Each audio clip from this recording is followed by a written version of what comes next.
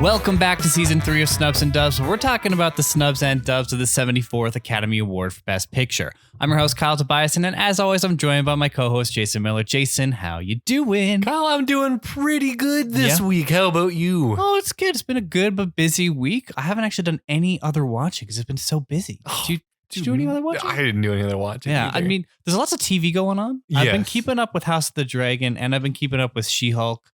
Haven't touched Rings of Power yet. But how is those shows? House of the Dragon, I'm kind of staying on my toes because, you know, we have been burned before, but it's really good. The quality is clearly, you know, where it needs to be for an expensive Game of Thrones show. It does kind of feel like you're right back into Game of Thrones world back when it was like still good. Pre-finale. Yeah, a lot of characters, a lot of political intrigue sort of thing, and obviously a lot of dragons, which is really cool. So I've been liking it. I don't know. I'm holding my breath, though. I think everyone is. I think everyone's like, okay, you know, we're giving it a shot, but we've been burned before. And so hopefully this House of Dragon doesn't burn us again. So doesn't drag on to a bad finale. Yeah. And She-Hulk I've been okay with. It's been like just kind of light fun. Yeah. I know that there's been a lot of people that have been absolutely shitting on it, and I don't necessarily know why people have hated it to the extent that they have hated it. Fair. Other than like, you know, it's a woman. Yeah. So, I'm willing to bet that if She-Hulk was just Hulk, this is the kind of thing that no one really talks about. And people enjoy it who watch it, and people who don't care don't watch it. Yeah. But I feel like having a woman lead just makes everyone a bit more vitriolic about it. Totally. And I just like, I don't know why people can't just relax about things. Like there was a post-credit scene of She-Hulk twerking with Megan Thee Stallion. And I don't know why, but everyone exploded about it. It was like it offended their entire family. I was like, dude, first of all, it's a post-credits tag. It has no relevance to the MCU. And it's just She-Hulk, you know, shaking her ass a little bit. Yeah. First of all, you should be thankful. And second of all, there's been all sorts of dancing and, you know, other cringe scenes in the MCU, but like people made such a big deal about She-Hulk shaking her ass with Megan Thee Stallion. Kyle, And I don't know. I will have you know that twerking killed both of my parents. Yeah, so I don't know. I've been enjoying it. It's funny. It's light and funny, and they've got lots of cameos. Daredevil's coming up. I'm really excited. That's all I've been keeping up with. Oh, you know what? I've kind of been watching one thing, but it's not really like movie or TV related. It's a YouTube series. Ooh. It's a riff off the YouTube series What Makes This Song Great. Okay. It's called What Makes This Song Stink. Okay. And it's about bad songs. And it was recommended to me by our friend Tim. Nice. And I watched the first episode and I wasn't sold because they decided to come for Three Doors Down Kryptonite. Or no, Superman? What's that song called? I don't remember. I think it's Superman. Oh, yes. Okay. Now I'm hearing it in my head. I couldn't tell you the exact title though. Yeah. The song fucking rips. Yeah. So I wasn't having any of that. All of his criticisms seem to be dumb. All of them were this song is simple. But what he forgets is simple absolutely rips. A little 3-chord rock song is what I need almost all times of day. So I wasn't having that. But he brings it back. He has a really extended episode on Weezer with some much deserved criticism. Clearly, it's coming from a fan who's been burned like all good Weezer fans. Right. And the most recent one I watched was on Train's Hey Soul Sister. And I was ready for a hate on fest. That song blows. I was so happy with all the criticisms delivered at it. Oh my God. He had a surprise feature from a band I enjoy, Dr. Dog. So it was a great time. I'd recommend that YouTube series so far. But episode 1 came from you and I wasn't ready for it. Okay. I haven't fully recovered. I wonder if they'll do an episode on this Reddit song. Have you been hearing this meme of this guy who had this really weird sex song that he played? Oh my God. I avoided the main thread till someone said it to me and I'm like, well, I'm not going to read it, but I'm curious what the song is. I was not prepared. Holy. Techno, someone releasing the air out of balloons? God, it was bad. I still haven't read the thread. I just know the broad strokes and listened to 25 seconds of the song and I couldn't. I had to stop. Oh, man. It's quality. And it's been like making the rounds on TikTok. Just people like so confused as to how this man was having sex to this song. And for apparently 2+ years. Yeah, and with other women, not just his girlfriend. I will say, any woman who has endured that song through sex, you are a soldier. Thank you for your service. Okay, well, of course, season 3 of Snubs and Dubs has been covering the films from the year 2001. And so for episode 6, we are talking about Ghost World. Had you seen or heard of it before? Probably not. I've never interacted with anything related to Ghost World, actually. So, nope, not even a bit. Kyle, how about you? The only interaction I had was when I was doing the research for this season, and I saw that it was well reviewed and it had a very young Scarlett Johansson. That was the extent of my knowledge about it. I did not even know that Steve Buscemi was in it until I turned it on. And so like I was going in completely blind. I had this sense that it was probably like a teen comedy sort of thing, but like completely blind. I had no sense of it. This seemed like a dazed and confused for a slightly more modern era. Yeah, totally. Well, if you're interested in Ghost World or the graphic novel it was originally based on, I've included the links to the physical media related to it in the show notes. If you buy through that link, it'll help out our show. Or if you have any other Amazon shopping to do, follow the general link to help out our show in the process. Reminder that this is going to be a spoiler-filled conversation, so if you haven't seen Ghost World yet or read the graphic novel and you want to, go ahead and do so. I've also included time codes in the show notes so you can skip around to your heart's desire. But without further ado, let's get into it. Ghost World is a 2001 black comedy film directed by Terry Zwigoff. It is written by Daniel Clowes and Terry Zwigoff based on Daniel Clowes' graphic novel of the same name. It stars Thora Birch as Enid Coleslaw. Her last name is Coleslaw. I did apparently. not know that delightful detail. Scarlett Johansson as Rebecca Doppelmayr, Steve Buscemi as Seymour, Brad Renfro as Josh, Elena Douglas as Roberta Ellsworth, and Bob Balaban as Enid's father. He doesn't have a name. He is just Enid's father. That's all he deserves. It has a runtime of 112 minutes and it released on July 20th, 2001. Jason, what did you think of Ghost World? I really, every single scene, wanted to like it more than I did. There's something about like the quality of it that I did enjoy. Definitely not for all of the almost 2. I don't know, how long was it? 100 something? Yeah, just under 2 hours. Yeah, like for all of just under 2 hours, I didn't get into it the whole way. There was a unique quality to it. I think it's an interesting comic book movie adaptation, but I don't know if I really enjoyed it. Yeah. What about you, Kyle? I found that this was just aggressively not for me. I don't know what it was about it. Like, I mean, I do know. It was clearly the time period and the characters themselves. I just found that I couldn't relate to anybody in there except maybe Seymour a little bit because he's got...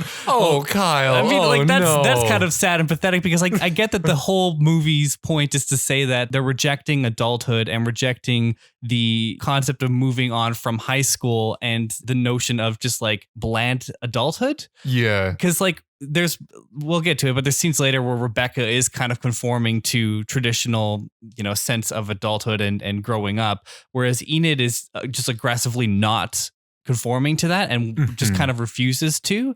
And I just found her to be a really unsympathetic protagonist. And I couldn't enjoy watching her at all, really. I think if either of us had had the same emotional experience that she had, we would probably relate to it and enjoy it more. Yeah. And I think that's what was missing from my watch of it is I just couldn't put myself in those shoes.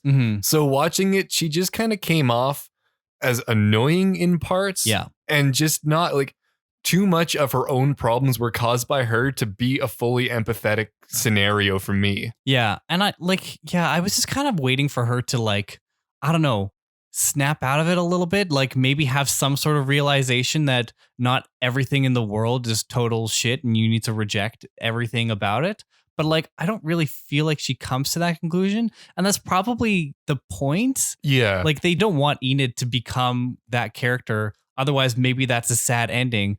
And I understand who this is for. And it's not for me. And I get that this is clearly a well-loved movie. Even through Letterboxd, I was surprised considering how some of the language used in this movie is very of the time. Even 5 minutes in, you texted me, you were like, oh boy, there's they're calling people, R words and it's slang for black people later that I understand the context of it, but maybe could have been a little bit more graceful. Yeah. Probably was in the original comic, but yeah, I don't know. So it kind of took me out of it a little bit. And also I just couldn't get into Enid's character. That's fair. Do we want to drop a plot? Let's drop a continuing on. Sure. Jason's going to read straight through the plot. If you don't need the refresher, you can skip right to the discussion by following the time codes in the show notes. But here's Ghost World. Best friends Enid and Rebecca face the summer after their high school graduation with no plans for their future other than to find jobs and live together. These girls are cynical social outcasts, but Rebecca is more popular with boys than Enid.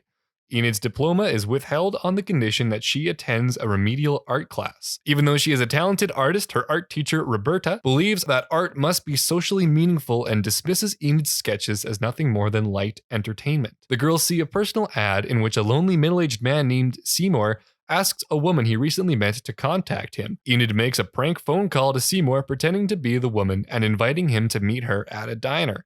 The two girls and their friend Josh secretly watch Seymour at the diner and make fun of him. Enid soon begins to feel sympathy for Seymour, and they follow him to his apartment building. Later, they find him selling vintage records in a garage sale. Enid buys an old blues album from him, and they become friends. She decides to try to find women for him to date. Enid has meanwhile been attending her remedial art classes, and she persuades Seymour to lend her an old poster depicting a grotesquely caricatured black man, which was once used as a promotional tool by the fried chicken franchise now known as Cook's Chicken, but was previously known as a slur for black people chicken, where Seymour works in corporate. Enid presents the poster in class as a social comment about racism, and Roberta is so impressed with the concept that she offers Enid a scholarship to an art college. Seymour receives a phone call from Dana, the intended recipient of his personal ad. Enid encourages him to pursue a relationship with Dana, but she becomes unexpectedly jealous when he does so. Enid and Rebecca's lives start to diverge. While Enid has been spending time with Seymour, Rebecca starts working at a coffee shop. Enid gets a job at a movie theater so she can afford to rent an apartment with Rebecca, but her cynical attitude and reluctance to upsell concessions gets her fired on her first day.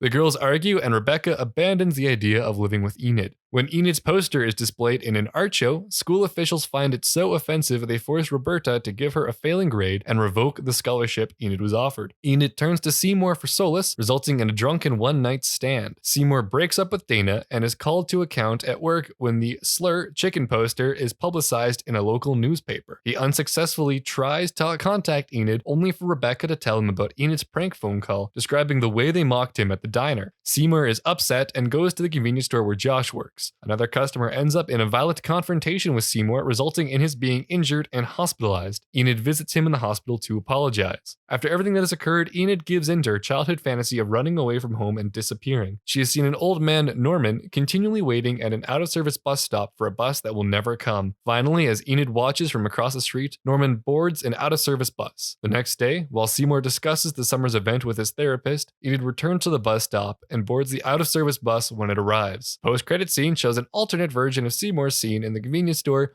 in which he wins the fight and is not injured. And that is Ghost World. Yeah. Shockingly devoid of any ghosts.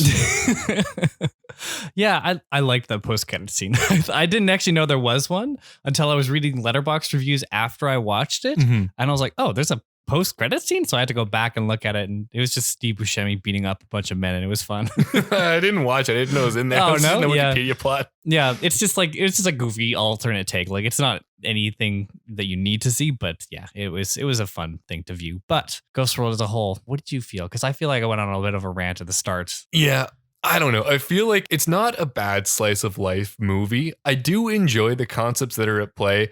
I think it's an interesting perspective that we don't get that often of like the women just after high school perspective. Yeah. But you see like Dazed and Confused, Boyhood, like there's so many examples of that exact time of life for men. So it's kind of fun to see a different take on that. Yeah. But I just felt like there wasn't enough of a story to keep it going. I felt the relationship with Seymour almost wasn't explored enough, and they maybe could have gone into what would have happened with those two after the hookup, because I feel like it's both creepy and that Seymour is significantly older than her, but also she seemed more in control of life than even Seymour did. So like they had an interesting dynamic that I would have liked to see them have a bit more interaction. You say you wanted to see more? Yeah, I feel like we didn't get enough of them. Yeah. I would have liked to see like them actually approach their one night stand and have some kind of dialogue around that or something. Yeah. I don't know. Everything felt like it just wasn't interesting enough to really keep me there, but I do enjoy the movie that was made still. Okay. How do you feel? I didn't really find that I enjoyed it very much, but like I also can appreciate what it was and who it's for, and recognize the fact that it's clearly not. I'm not the person that this movie is for in a lot of senses, but you know, even when that's the case, sometimes you can still enjoy a movie, and I just found that I couldn't really get behind it. And it started like. It was really early when I just realized that I wasn't quite vibing with it. And I also found that I didn't like the relationship they had with Seymour. No, because it's not a good relationship. Yeah. And also, like, I never really found a character outside of Seymour in some like capacity that like I could really root for or get behind. Yeah. So I was never really rooting for Enid because she was just rude to everybody. She was just like not nice, and especially to Seymour, because like that whole responding to the ad and then going to the diner, just like watching him and then following him home and then proceeding to like go to his record sale place afterwards to like toy with him. Like, I get that Enid had some sort of sick interest in that. Yeah. But like, I just found it really creepy. And then obviously it's even more creepy after they like get together, and her sick fascination with this like clearly pathetic man is turned into like a sick attraction in a sense. And even Rebecca, like I read in the graphic novel that they have more time devoted to both Rebecca and Enid. Like it's kind of split 50-50 between the two. And where in this movie, you don't actually get that much Rebecca. And so I kind of felt that absence too, in a sense, because like they have this friendship and obviously it's showing that they're growing apart, but like they're growing apart just by them not hanging out, basically. Yeah. And then you catch up with Rebecca at instances where she's like trying to move on with her life and actually go through with this plan that she thought that she had set with Enid. And Enid is still kind of rejecting those notions. But then also Rebecca wasn't very nice either.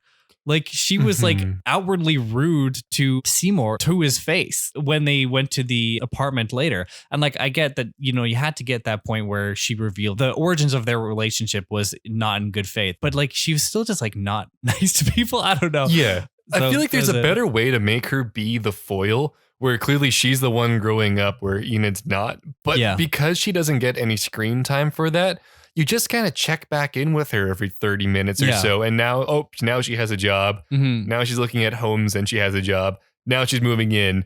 But you don't get any actual like emotional growth or like any character development other than just she achieves these milestones when Enid doesn't. Yeah. And yeah, that would have been a better way to have their relationship. Just give it more screen time.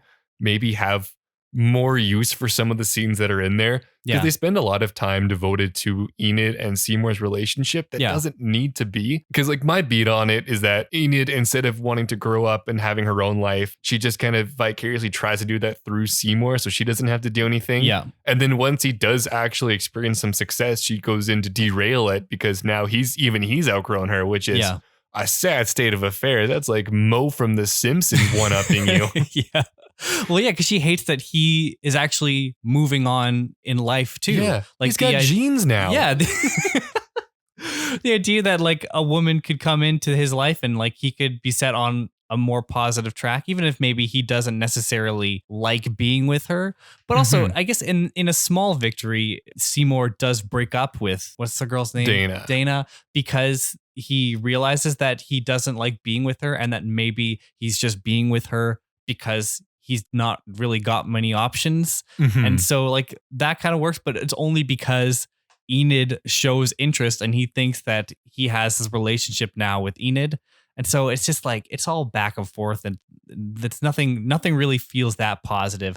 And like, I also saw an interpretation of the end of the movie that people think that Enid commits suicide and that her going on that bus is like a symbol of that, basically. I don't know if I got that interpretation at all. She didn't. She never seemed suicidal. No, not really. She just seemed to like not want to move on. She was kind of stuck in that state. And I appreciate that this movie wanted to take on, and I guess this graphic novel wanted to take on that period of time, because like you mentioned, there are some movies that take on this period of time, but a large majority of teen coming of age movies are set in high school leading up to the graduation. And like the graduation is this big point where like you're going to move on and you're going to become a person and grow up and, you know, move on with your life. But it doesn't really capture that in between period that much where like people don't know what they want to do. And then obviously there's that character, that really uppity character that thinks they're friends with her, who like seems to be that type of person who has their whole thing figured out, you know, but even though they're going to be an actress or, you know, whatever it is, but they have a thing and Enid hates that. And I guess even Rebecca hates that too. But like, I appreciate what they want it to be. I just didn't like the execution so much. Yeah. I feel like anytime the theory behind an ending is, oh, they were actually dead, or oh, it was just it's always like, that's just the most simple way to interact with this media. Totally. There's nothing else indicating that. That's just a way that kind of works over that one scene. I feel like she just left, either like physically left the town to go somewhere else, or like emotionally is checking out of the things that she was at before, because she's never chosen a path or done anything, and her one goal is to kind of leave. And I feel like maybe she does actually do that, and she does just leave. Yeah. And I know I have an interesting fact later about some of the executives behind the movie and how they wanted to clear up that interpretation at the end by adding things. We'll get to that later, but like they were not better choices. Yeah. I feel like this is a movie that would actually benefit from a more clear-cut ending, just because there was so little going on in the rest of it that it, I think, would help out the narrative if there's an endpoint to it. Yeah. But just having such a nebulous middle and then also an ending with no real indication just made me feel like I didn't go anywhere with it, and I wasn't taken somewhere. Yeah. Well, do you want to hear what other people thought about it? Let's hear what other people thought about it. Yeah, because as I mentioned before, there was a lot of love for this movie. It actually has a 93% critics score on Rotten Tomatoes. Damn. And an 84% audience. So a lot of love for this movie. And I was actually curious as if maybe it got a lot of love at the time or if it got a lot of love later. And I think the Letterboxd, having been a more modern platform, still also being so high was like a kind of an indicator that people do like this movie. Yeah. Even though it's a time capsule in a sense too of the early 2000s. IMDb is a 7.3. Metacritic is an 88. So yeah, a lot of critical love here. On a budget of $7 million, so very modest, it only made $8.8 million though. So yeah, I mean, it's a cult hit, so it's probably had a steady stream of some kind of revenue since, but I don't imagine this was any kind of blockbuster when it came out. Yeah, no, definitely not. It's kind of long too. Like it is. And you know, we're complaining about, you know, maybe wanting more. I don't know if I would want more runtime, but like I think it needed to be in that 90-minute range for maybe it to be more appealing to like a general teen crowd. Yeah, I mean, personally, if I'm fixing this movie, I'm swapping out long stretches of this for something else. Yeah. And I wasn't even able to find a rank at the box office because it was too low to That's rank, fair. So. But how about our scores? Ooh, that's a tough one. I've been thinking about this since I watched it last night. Right. And there's going to be a couple while I'm live figuring out how I feel.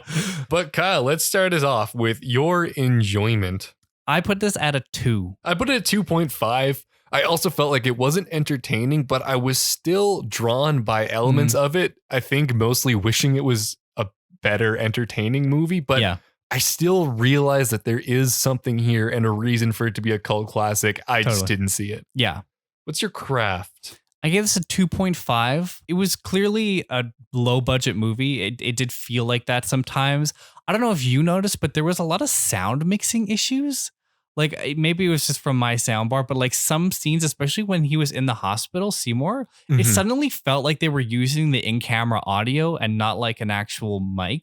Interesting. It was very strange. And I also found the editing to be kind of weird sometimes. But so but like still like competently made. So 2.5. Yeah, I'm also going to go 2.5 for that. Nothing jumped out to me. And I agree that there were some weird editing choices that were made. They were just like cuts I didn't fully follow or understand, and just felt like things were not where a narrative place should have been to put them. So I agree with that. What's your execution? This is also a 2.5. You know what? I really do like a lot of the acting in this.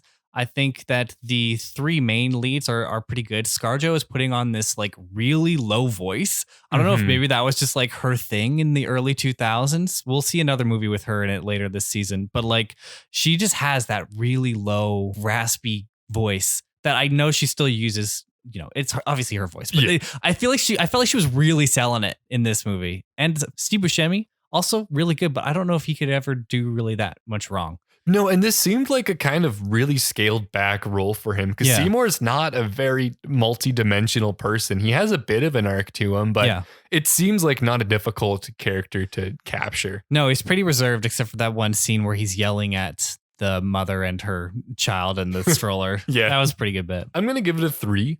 I do think there were a couple things that were cool. I really did enjoy the scene with Enid listening to that blues record. And that was the moment where I thought maybe we can get somewhere that I enjoy it going, but we just never had another heartfelt moment with her. So it kind of lost me there. But I enjoyed how they mixed the music with her performance of just kind of watching her sit back and relax and actually have like a moment of actually enjoying something. Yeah, totally. And yeah, like the performances were fine. Nothing blew me away. So that's peaking at a 3. What's your rewatchability? I put this at a 1. I don't think I will ever rewatch this. And I also can't imagine myself recommending it to somebody unless I saw that they were basically Enid. Like, I don't know. I feel like the people that are going to love this movie are going to find this movie. And the people that are not going to love this movie, it's just never going to come into their world, basically. Yeah. I'm going to put this at a 2. I feel like there are scenarios where I would be interested in watching it again. If someone came up to me and said, hey, Ghost World's my favorite movie, and I'm going to tell you why while we watch it, I would watch it again. And I feel like I know Enid. So I'm going to put this at a 2. Kyle, you have given this movie an 8 out of 20 for a 40%. I've gone a little bit more charitable at a 10 out of 20 for a 50%. Now, ranking time. Are you ready for yours? Yeah. Memento, Ocean's 11, Harry Potter, Spy Kids, Gosford Park. Where is this going for you? I don't think it's going to be any surprise. It's going to my number 6 spot below Gosford Park. Oh, you got the G's together. I was hovering over Gosford Park. I knew it was going to be either above or below. I think I'm going to put this. Oh, it's tough. It's right there with Gosford Park. Which one did I give a higher score to? I gave Gosford Park a higher score by 1. So I guess I'm going to put this in the ranking below Gosford Park. I thought Gosford was going to be riding the bottom for a while, but 1 weekend it has salvation. It was kind of a surprise to me how much I didn't connect with this though, because I was expecting kind of like a early 2000s comedy teen movie that was maybe a little edgy, but also still uplifting and fun. And I just didn't really find that there was much fun to be had here. And so I was a little disappointed. And I was obviously anticipating great things with those Rotten Tomatoes scores. Like there's a lot of love there, but yeah, I was expecting to get into this one about the same as I thought about Licorice Pizza, where like I just sat in the world and had a fun time watching it unfold for a while, but I never really had that much of a fun time with this one. Yeah. Well, do you want to hear some funny Letterboxd reviews? Oh, yes, I do. All right. Well, because we were such a downer on it, I've included mostly positive reviews. It has a 3.6 out of 5 on Letterboxd, so pretty much straight there in the average for Letterboxd. This is the lowest, and we go up. 3 stars by Ely. There was a moment in this movie where I found Steve Buscemi attractive for about 7 seconds, and I will never be the same again. What? Where did they not? They had to timestamp that. If you're going to make that much of a specific claim about finding Steve Buscemi attractive, I need a timestamp. Yeah, there was actually a lot of people talking about Steve Buscemi being attractive.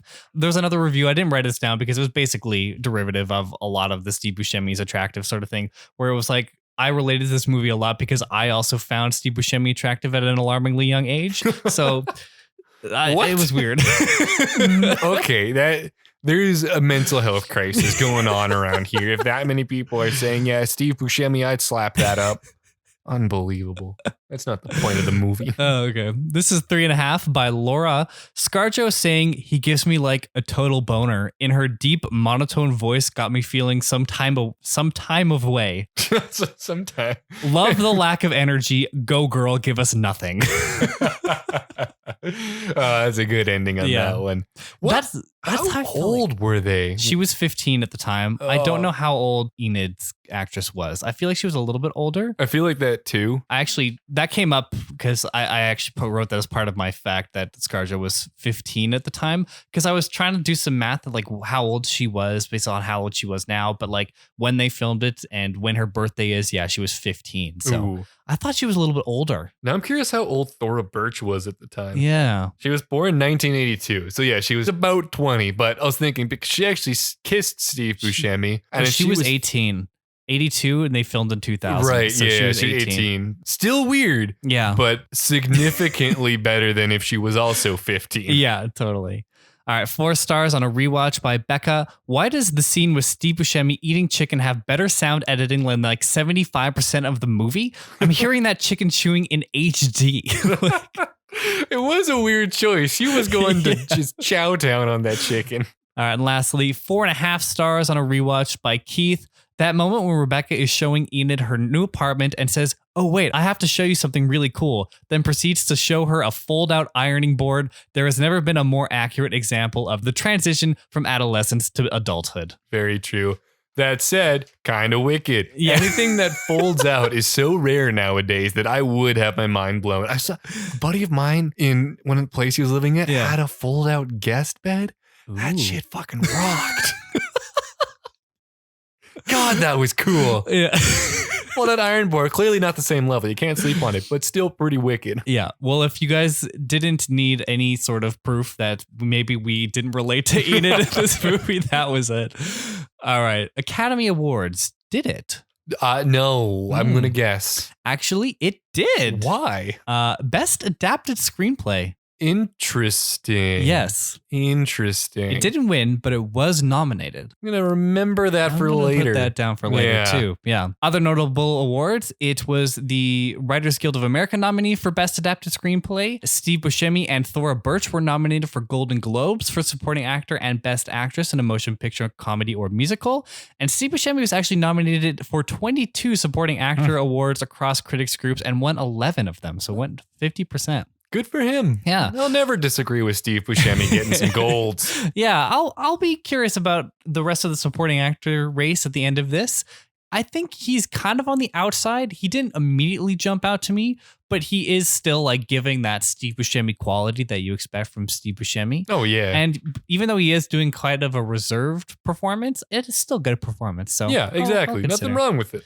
All right. Interesting facts. Scarlett Ingrid Johansson, another interesting thing you didn't know, Ingrid is her real name, yeah, was 15 when they filmed this movie. She was also apparently married to Ryan Reynolds for 3 years from 2008 to 2011. Did you know this? No, what? Yeah, that's not related to this movie, but I just found it and I needed to tell somebody. That's wild. I didn't know that. I didn't know that at all. Huh. I assume Ryan Reynolds was always married to Blake Lively. That's what I thought too, but he married her in 2012, a year after he ended his marriage with Scarlett Johansson. Or, you know, he didn't necessarily end it, but they ended their marriage. Weird. Yeah. Scarlett Johansson has had 3 husbands, I think. Oh, wow. Yeah. It's just at some point, you don't have to marry them all. You can just have a relationship. Oh, well, good for them, I guess. Yeah. So not really related to this movie. Yeah. But, but that is something to chew on. I never knew that. Yeah. According to the director, Terry Zwigoff, Steve Buscemi was so uncomfortable playing the role of Seymour that whenever shooting was finished for the day, he would immediately change his clothes so he could look completely different. Yeah, fair play. I wouldn't want to be Seymour. The whole point is to not be Seymour ever in your life. And he had to be that guy for like however long it took to shoot that. Yeah. I mean, he had a pretty cool record collection. I'll give him that. As someone with a pretty cool Blu-ray and 4K collection, I can say game respect game. You don't have to say that. All right, more Seymour facts. You want to see more facts? I do. Okay.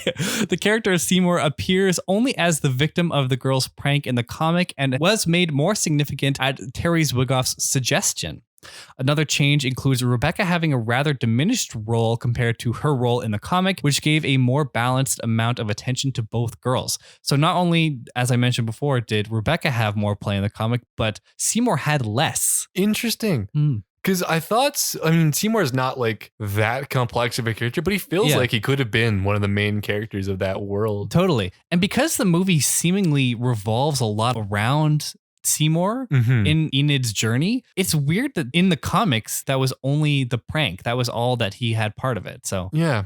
Last one. The film was not an easy sell to mainstream audiences or to us, which got studios thinking of the strangest ways to make it more accessible. According to Terry Zwigoff, one executive suggested that the bus at the end have the destination art school spelled out on it. Oh, that's so stupid. God, no. Another suggestion was a double wedding where Enid marries Seymour and Rebecca marries Josh. No, that's all awful. That's way worse. God, no. It sucks. Stop writing. I love hearing about shitty studio notes. It's so funny to me. I'm going to art school. That's like the equivalent of having like a screen at the end, like Enid died on her way to art school. Yeah, one of those just like that they do in the true stories where they play what happens afterwards. Seymour's been arrested on. Oh, well, that was it for my interesting facts. But do you have any final thoughts on Ghost World? Not particularly. I feel like I'm going to forget this one pretty fast. And by the end of the season, when we're getting to the rankings, I'm going to go, what was Ghost World again? Yeah.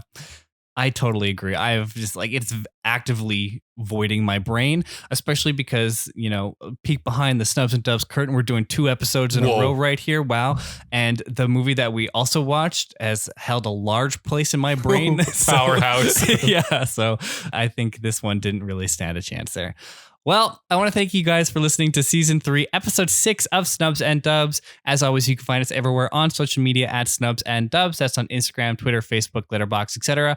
We're also on Good Pod, so make sure to check us out there and join our official Discord. We'd love to hear your guys' thoughts on Ghost World or on this episode, so please send us a tweet or a message with a question, recommendation, or anything else. I'm also at Kyle Tobias on Twitter, and Jason is at Windy_Mills. Of course, all of those links will be in the show notes. Make sure to leave a 5-star review, share the show to everyone you know, and check back next week for another episode. Here's a sneak peek of the film we're going to talk about.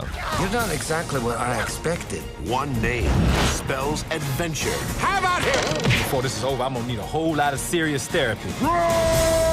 One name Don't look down. Check, I'm looking down. spells romance.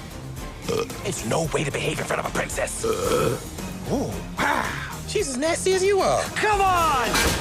That's right. Next time we're talking about Shrek, so make sure to watch it before next episode. Can't wait for you guys to hear it. Thanks for listening. That's a wrap. Bye. Bye for now.